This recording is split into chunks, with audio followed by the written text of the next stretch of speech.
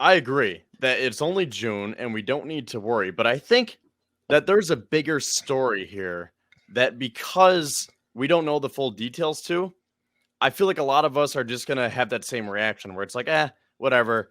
They're doing their handshakes again. It's only June. We're good. Go Bills. But I was trying to piece this together because I was thinking ahead to the show and I was like, what is actually going on here?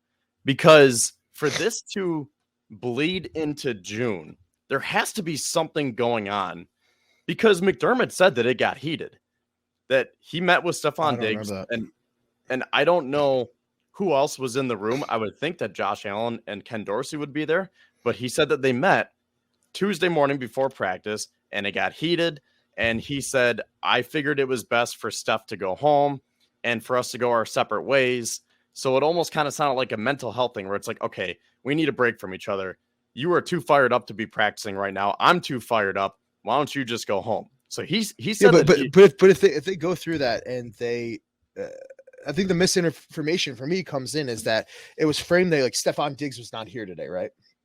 well, that's what I'm saying. This whole situation was so weird. So for him not to assert that he was here, we're working on some things behind the scenes. He was excused for him not to get in front of that. That's why I think there's misinformation because clearly he was there. He was doing all that stuff.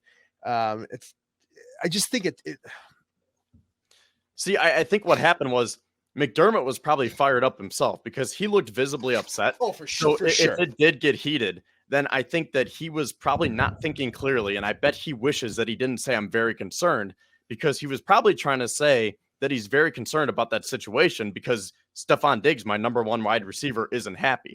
So I bet he was more concerned about the conversations that they were having, not necessarily that he missed practice. Because if he excused him from practice, why would he be concerned that he missed practice? So I think that McDermott had a lot going on in his mind. Yeah, And maybe trying he to was just piece like it together. maybe it's like let's shelve this, let's keep it moving.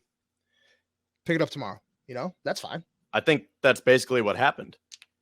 Now that's fine, but here's where I go off the road a little bit in terms of your vision on this, because I think that this leads into more problems than maybe some people are giving it credit for. So, do you remember when we had that blizzard last year, one of the blizzards, when we had to go to Detroit for that game? And the reason why I say we is because I actually went because I was going to go in Buffalo and then we had all that snow. So I said, okay, I'm just going to drive the opposite way. And I'm going to go to Detroit.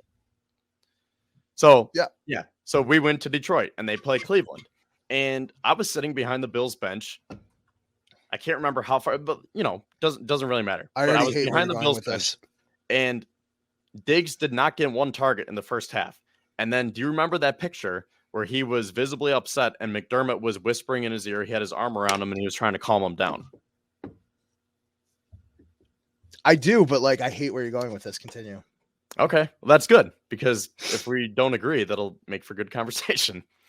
So I'm going back to that because back in February, Diggs went on the Dan Patrick show, and that was pretty much the only time that Diggs spoke to the media because he hasn't done any local media sessions in terms of the Buffalo reporters. So the only time that we really got to hear from Diggs, aside from his social media, was when he was on the Dan Patrick show. Now, I tweeted this. If you want to go back on my Twitter, at Kevin_Syracuse, if you want to see the video. But here's a quote. He said, I feel like the first 9 weeks we had a formula, like a recipe for winning, and we kind of got away from it on the back end. And then later on, he said, that last series or that last play versus the Bengals, when you saw frustration, it wasn't necessarily just that play, but those moments built up to it. And then Dan said, so a culmination of things. And he said, yes. And that was when I narrowed it down. I said, I think this is what Diggs is mad at, because I think it's easy to say Stefon Diggs is a diva and he wants the ball. I think that's very easy. And I think that's almost a cop-out answer to say, oh, Diggs is crying because he wants the ball more. But I think what he's trying to say is that, yeah, they won 13 games last year, but they kind of did it in a lucky way, because he even said that. He said, yeah, I know we won, but we were getting lucky down the stretch. And we had that formula in the first half of the season, but then we went away from it. And I'm thinking that he is looking at it through the lens of the fans, where I was shot. All right, let me finish. We'll see if I can get you to change. By the Go, end. go, keep it moving. Go. I want to hear this. I'm getting mad. So by the end of the season, I was very hard on Ken Dorsey, saying you did not make life easier for Josh Allen. You made it harder because all you want to do is throw deep post routes to Gabe Davis. You didn't do anything to simplify the game. There are no crossers, no screens, no any simple play, no slot over the middle. You didn't get Nyheim Hines going. You didn't utilize James Cook. Khalil Shakir had 10 receptions. I mean, the three of those combined for 21 receptions. Hines was acquired to be a special teams player and offense, but he only touched the ball 11 times. So bless you. Thank you. They didn't utilize their skilled position players, and it just got so vanilla over time. And I think you could look at that and say, well, that's kind of contradicting yourself, because if it was so vanilla, then Diggs would be happy because they're trying to go to him.